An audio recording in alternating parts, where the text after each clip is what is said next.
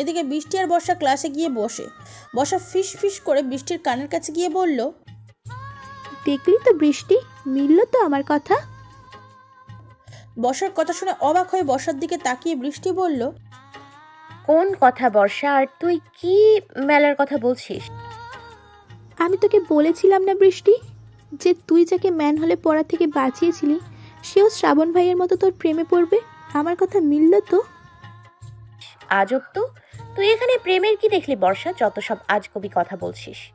আর শ্রাবণের মতো কেউ কখনো আমায় ভালোবাসতে পারবে না। শেষের কথা মুখ ফসকে বলেই থমকে গেল বৃষ্টি। নিজে নিজে অবাক হলো ও। এটা মুখ ফসকে কি বলল ও? বৃষ্টির কথা শুনে অবাক হয়ে বৃষ্টির দিকে তাকিয়ে বর্ষা বলল, তুই এটা কি বললি বৃষ্টি? আমি কি ঠিক শুনলাম নাকি স্বপ্ন ছিল? বর্ষার প্রশ্নের উত্তরে বৃষ্টি থতমত খেয়ে বলল, তুই যা ভাবছিস আমি সেটা বলিনি বর্ষা। আমি বলতে চেয়েছি শ্রাবণ চৌধুরী ভালোবাসার নামে আমার উপর যে টর্চার করেছেন তার কেউ করতে পারে না, কারণ উনি আমায় ভালোবাসেনি, আমায় শুধু কষ্ট দিয়েছেন। বৃষ্টির কথা শুনে বর্ষা খুশি হয়ে বলল, এটা হলেই ভালো। আমি তো ভয় পেয়ে গিয়েছিলাম যে তুই আবার শ্রাবণ স্যারের প্রেমে পড়ে গেলি নাকি। তাহলে তো আমার স্বপ্নটা আবারও ভেঙে যেত। বর্ষার কথার উত্তরে বৃষ্টি আর কিছু বলল না। আর তখনই মায়ের এসে বৃষ্টির পাশে ব্রেঞ্চটাই বসলো। তারপর বৃষ্টিকে উদ্দেশ্য করে বলল, কি কথা হচ্ছে এত দুই বন্ধু মিলে? আমি কি তোমাদের বন্ধু হতে পারি? মাইবের কথার উত্তরে বৃষ্টি কিছু বলবে তার আগে ক্লাসে স্যার চলে আসলো। বৃষ্টি আর কোনো উত্তর দিতে পারলো না মাহিবকে। ক্লাস চলাকালীন হঠাৎ মাহিবের ফোনে একটা মেসেজ আসলো। পকেট থেকে ফোনটা বের করে মেসেজ চেক করে দেখলো মাহিবের ড্যাড মাহাবুর মেসেজ দিয়ে এমার্জেন্সি বাসায় যেতে বলেছে ওকে। মেসেজটা দেখেই উঠে দাঁড়ালো মাহিব। তারপর স্যারকে ম্যানেজ করে ছুটি নিয়ে বাসায় চলে গেল মাহিব। বাসার সামনে বাইক নিয়ে পৌঁছাতেই মাহিবুর এগিয়ে আসলো মাহিবের কাছে। তারপর রাগান্বিত কণ্ঠে বলল, তাড়াতাড়ি চলো আমার সাথে, তবে বাইকে নয়, তোমার সাদা গাড়িটাই করে। কিন্তু আমরা কোথায় যাব ড্যাড? সেটা গেলেই বুঝতে পারবে। তোমার সাথে অনেক জরুরি কথা আছে আমার। তাড়াতাড়ি চলো, হাতে সময় খুবই কম। কথাটা বলে মাহিবকে আর কিছু বলার সুযোগ না দিয়ে গাড়িতে উঠে বসলো মাহাবুর মাহিবকে সাথে নিয়ে। মাহিব নিজেই ড্রাইভ করে এগিয়ে যেতে লাগলো মাহাবুরের কথা মতন। গাড়ির কাজগুলো তুলে দেওয়ার গাড়ির ভিতরে কাউকে দেখা যাচ্ছে না বাইরে থেকে। ড্রাইভ করতে করতে মাহিব বলল, ও ড্যাড, এবার তো বলো আমায় এত ইমার্জেন্সি ভাবে কেন ডেকে আনলে? তোমার জন্য আমার চাঁদনির সাথে আর একটু সময় কাটানো হলো না। ওকে একটা প্রশ্ন করছিলাম, তার উত্তরটাও জানা হলো না। মাহিবের কথা শুনে রাগান্বিত কণ্ঠে মাহাবুর বলল, আগে যদি জানতাম তুমি ওই মেয়েটার জন্য এত পাগল হবে, আমার সব সাজানো প্ল্যান পানি ঢেলে দিবে, তাহলে কখনোই ওই মেয়েটিকে এতদিন বাঁচিয়ে রাখতাম না আমি। অনেক আগেই কোনো না কোনোভাবেই শেষ করে দিতাম। ইচ্ছা তো করছে এখনই গিয়ে মেয়েটাকে মেরে ফেলি। মাহাবুরের কথাগুলো বলার সাথে সাথে খুব জোরে গাড়িতে ব্রেক কষলো মাহিব। হঠাৎ এভাবে ব্রেক করায় টাল সামলাতে না পেরে সামনের গাড়ির ভিতরে উঁচু জায়গাটার সাথে মাথায় আঘাত লাগলো মাহাবুরের। সাথে সাথে কপাল ফুলে আলু হয়ে গেল ওর। মাহাবুর অগ্নি দৃষ্টিতে মাহিবের দিকে তাকিয়ে রাগান্বিত কণ্ঠে বলল, কি হচ্ছেটা কি মাহিব? এভাবে কেউ ব্রেক করে নাকি? আরেকটু হলে তো বড় একটা অ্যাক্সিডেন্টও হতে পারত। দেখো তো আমার কপালটা ফুলে কি হয়ে গেল গুঁতো লেগে। মাহাবুরের কথার উত্তরে মাহিব সাপের মতন ফোঁস করতে করতে বলল, যা তুমি আজকে আমার সামনে বললে ড্যাড, এই কথা যদি আমি দ্বিতীয়বার তোমার মুখ থেকে শুনি বা তুমি সত্যিই আমার চাঁদনির সাথে এমন কিছু করার চেষ্টা করো, তাহলে শ্রাবণ কী করবে আমি জানি না, কিন্তু আমি ভুলে যাব তুমি আমার ড্যাড। আর আমি তোমার ছেলে, আমার চাইতে খারাপ আর কেউ হবে না সেদিন। মাহিবের কথা শুনে গলা শুকিয়ে গেল মাহাবুরের। মাহাবুর ভালো করে বুঝতে পারলো মাহিব কতটা পাগল হয়েছে চাঁদনির জন্য। আর এখন চাঁদনির কোনো ক্ষতি করতে চাইলে মাহাবুরের নিজেই ক্ষতি হবে। তাই মাহাবুর শুকনো ঢুকিলে মাহিবের দিকে তাকিয়ে নরম সুরে বলল, আচ্ছা আচ্ছা, আমার ভুল হয়ে গেছে মাহিব। আমি ভুলেই গেছিলাম আমার ছেলেটা এখন বড় হয়ে গেছে, বিয়ের বয়স হয়েছে তার, আর একজনকে ভালোও বেসে ফেলেছে। তোমার কথাই থাকবে মাহিব, চাঁদনি তোমার হবে, সাথে শ্রাবণের সব সম্পত্তিও। আমি চাঁদনিকে তোমার বউ করে ঘরে তুলব, শুধু আমাকে একটু সময় দাও আর আমার প্ল্যান মতো চলো। মাহাবুরের কথা শুনে মাহিব খুশি হয়ে বলল, thank you dad, thank you so much. আমি জানতাম তুমি আমার চাওয়ার জিনিস কখনো আমায় না দিয়ে থাকতে পারবে না। চাঁদনিকে আমার চাই ড্যাড, ওকে চাই আমি নিজের করে। মাহিবের কথা শুনে মাহবুর মুচকি হেসে বলল, চাঁদনিকে তুমি পাবে বাবা। আমার ঘরের বৌমা যদি কেউ হয় তাহলে সেটা চাঁদনিই হবে। এবার কথা না বাড়িয়ে তাড়াতাড়ি চলো, তোমার সাথে অনেক জরুরি কথা আছে। মাহবুরের কথা শুনে উত্তরে মাহিব আর কিছু বলল না, শুধু মুচকি এসে গাড়ি ড্রাইভ করাই মন দিল। এদিকে শ্রাবণ সোফায় বসে ঢাকার কয়েকজন বড় বড় বিজনেসম্যানদের সাথে মিটিং করছে কিছু প্রজেক্টের ব্যাপারে। পায়ের উপর পা তুলে বসে আছে শ্রাবণ, একদম ক্লিয়ার লুকে। এই কয়েকদিনে শ্রাবণ পুরাই পাল্টে গেছে। এখন আর বৃষ্টি বৃষ্টি করে পাগল নেই শ্রাবণ, নিজের বিজনেস আর ডনগিরি নিয়ে ব্যস্ত থাকে সব সময়, সেই আগের মতন। মিটিং করতে করতে হঠাৎ শ্রাবণের ফোনটা বেজে উঠলো। স্ক্রিনে তাকিয়ে নম্বরটা দেখেই শ্রাবণ হাতের ইশারায় সবাইকে চলে যেতে বলল। তারপর সবাই চলে গেলে মুচকি এসে ফোনটা কানে ধরলো শ্রাবণ। হ্যালো। বিন্দাস আছি, বলো কি খবর? ও হ্যাঁ, তা তুমি কেমন আছো? এবার বলো কি খবর। ওকে, তুমি ওর একটা ছবি পাঠাও আমার ফোনে, বাকিটা আমি দেখছি।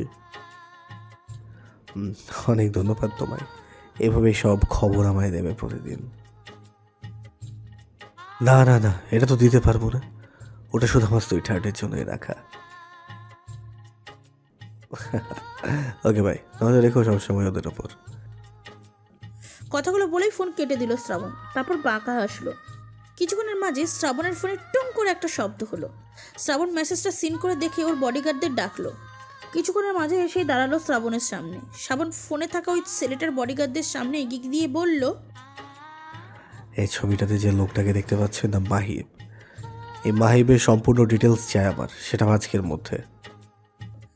শ্রাবণের কথা শুনে শ্রাবণের বডিগার্ড নাজমুন বলল, কিন্তু স্যার উনি কে, আর ওনার খবর নিয়ে আপনি কি করবেন? আর ওনাকে তো কোনোদিন দেখিনি। নাজমুনের কথা শুনে শ্রাবণ বাঁকা হেসে উত্তর দিল, ইনি তোমাদের স্যারের খেলার টোপ, আর একে দিয়ে খেলা খেলেই আমি আমার সবচাইতে দরকারি প্রমাণটা পাবো।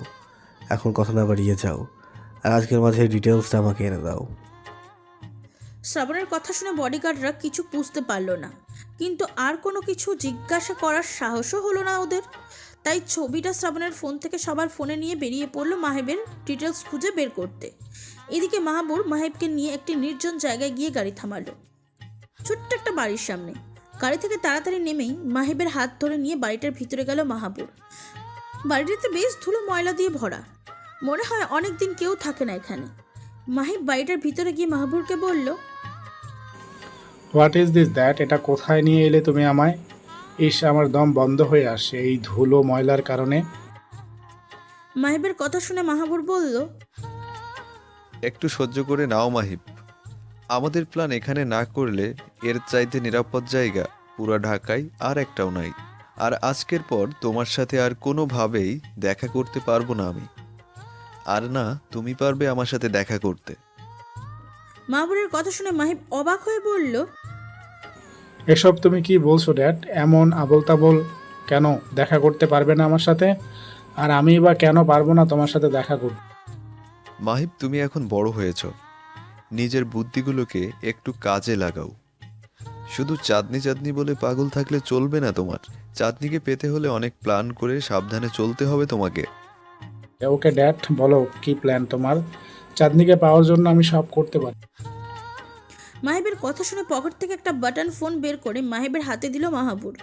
তারপর বলল, আজ থেকে আমার সাথে যোগাযোগ করার জন্য তুমি শুধু এই ফোনটা ইউজ করবে।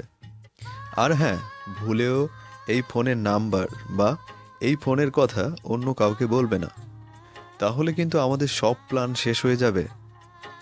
কিন্তু ড্যাড, আমি আমার এত দামি ফোন থাকতে আমি এমন একটা সস্তা ফোন কেন ইউজ করব? এটা দেখে আমার কেমন লাগছে। ইস মাহিব, কি করে বোঝাই তোমাকে আমি? এখন এসব ভাবলে চলবে না। শ্রাবণের থেকে নিজেদের আড়ালে রাখতে চাইলে আর চাঁদনিকে পেতে চাইলে এইটুকু কষ্ট তো তোমাকে করতেই হবে সোনা। ওকে ফাইন, এবার বলো আর কি কি করতে হবে আমায়। তাহলে শোনো আমার প্ল্যান। কথাটা বলে মাহবুর বলতে শুরু করলো, শোনো মাহিব, এখান থেকে চলে যাওয়ার পর থেকে আমরা কেউ কাউকে চিনি না। না তুমি আমায় চেনো, না আমি তোমায় চিনি। মানে সবাই এটাই জানবে যে আমরা দুজন অপরিচিত। কিন্তু ড্যাড, কেন? আর এমনিতেও তো আমাদের পরিচয় কেউ জানে না আমাদের লোকেরা ছাড়া, তারপরেও এত লুকোচুরি কিসের ড্যাড? লুকোচুরির কারণ আছে মাহিব। আমাদের প্ল্যানকে সাকসেসফুল করতে হলে আমাদের খুব সাবধানে এগোতে হবে। কারণ আমি যতদূর শ্রাবণকে জানি, ও চাঁদনিকে ছেড়ে চুপ করে বসে থাকার ছেলে নয়। শ্রাবণ যখন একবার বলেছে ও চাঁদনিকে ভালোবাসে, তাহলে ও কখনোই চাঁদনিকে ছাড়বে না। ছাড়বে না মানে? চাঁদনি শুধু আমার, আর ওই শ্রাবণ যদি আমার চাঁদনির কাছে আসার চেষ্টা করে আবার, তাহলে আমি ওকে শেষ করে দিব। মাহিবের কথা শুনে মাহবুব ধমকের সুরে বলল, ও ড্যাড, তুমি শুধু শুধু এত ভয় পাচ্ছ। তুমি শুধু একবার আমায় অনুমতি দাও, ওই শ্রাবণকে আজকেই শেষ করে দেব আমি। মাহবুবের কথা শুনে ঠাস করে মাহিবের গালে একটা থাপ্পড় মারল মাহবুব। তারপর রাগী গলায় বলল, তোমার কি মনে হয় মাহিব, আমি তোমার সাথে ফালতু কথা বলার জন্য এখানে নিয়ে এসেছি তোমায়? তোমার কথা শুনে এখন আমার মনে হচ্ছে তোমাকে দেশে নিয়ে এসেই আমি সবচাইতে বড় ভুল করে ফেলেছি। শ্রাবণের সম্পর্কে কোনো ধারণা নেই তোমার। চুল পরিমাণ ধারণাও যদি তোমার থাকতো, তাহলে এমন কথা বলার আগে 10 বার ভাবতে তুমি। মাহবুবের কথা শুনে মাথা নিচু করে গালে হাত দিয়ে মাহিব বলল, সরি ড্যাড, কিন্তু তাই বলে তুমি আমার গায়ে হাত তুললে? মাহিবের কথা শুনে মাহিবের মাথায় হাত বুলিয়ে নরম সুরে মাহবুব বলল, তোমায় বারবার বোঝানোর পরেও বুঝতে চাইছিলে না বলে তোমার গায়ে হাত তুলতে বাধ্য হলাম আমি। তুমি কেন বুঝতে পারছো না মাহিব? আমি যা করছি সব তোমার জন্যই করছি। আজ অবধি আমি কখনো তোমার কোনো চাওয়া অপূর্ণ রাখিনি, কিন্তু তুমি আমার কথা বুঝতেই পারছো না কিছুতেই। চাঁদনিকে পেতে হলে আমার প্ল্যানিং মতোই চলতে হবে তোমায়, নাইলে কোনো দিনও চাঁদনিকে পাবে না তুমি। ওকে ড্যাড, এখন বলো তোমার প্ল্যান। আর আমি আর তোমার অবাধ্য হব না, তোমার প্ল্যান মতোই চলবো। শোনো তবে, আজকের পর তুমি আর আমি অপরিচিত হয়ে থাকবো। তুমি এই বাটন ফোনটা ছাড়া আর কোনো ফোন দিয়ে যোগাযোগ করবে না আমার সাথে। আর আমার কাছেও একটা বাটন ফোন থাকলো, আমিও এটা দিয়েই কথা বলবো তোমার সাথে। তবে হুটহাট যখন তখন তুমি কল করবে না আমায়, আর নিজের পরিচয় একদম গোপন রাখবে। আমি যতটা জানি, শ্রাবণ অবশ্যই কাউকে না কাউকে নজর রাখতে রেখেই দিয়েছে। আর এতক্ষণে হয়তো তোমার খবরও চলে গেছে ওর কাছে। শ্রাবণ অবশ্যই তোমার ব্যাপারে খোঁজ খবর নিবে, কিন্তু ও যেন সত্যিটা কখনো না জানতে পারে। এই খেয়াল রাখতে হবে আমাদের। একবার যদি তোমার উপর সন্দেহ আসে শ্রাবণের মনে, তাহলে জেনে রেখো তখনই সব শেষ। কোনোভাবেই আর আমরা আমাদের প্ল্যানটাকে সাকসেসফুল করতে পারবো না। সব কিছু বুঝলাম ড্যাড, কিন্তু আমরা এই শ্রাবণকে তাহলে পথ থেকে সরাবো কি করে? শ্রাবণকে সরাতে হলে আমাদের শান্ত মাথায় অনেক ধীরে ধীরে এগিয়ে যেতে হবে নিজেদের লক্ষ্যে। কারণ শ্রাবণকে আমরা খুন বা অ্যাক্সিডেন্ট করিয়ে মারতে পারবো না, তাহলে আমরা ওর সম্পত্তির কানাকড়িও পাবো না। তাহলে ওকে আমরা কি করে শেষ করবো ড্যাড? সেটা ভাবতে হবে মাহিব। এমন কিছু করতে হবে যেন শ্রাবণ নিজে থেকে আমার নামে ওর যাবতীয় স্থাবর অস্থবর সম্পত্তি লিখে দেয়। আর তখন ওকে খুন করলেও আর কোনো ঝামেলা থাকবে না আমাদের। ওকে ড্যাড, তুমি যা করবে জলদি করো। আমি যত তাড়াতাড়ি সম্ভব চাঁদনিকে বিয়ে করে বিদেশে ফিরে যেতে চাই।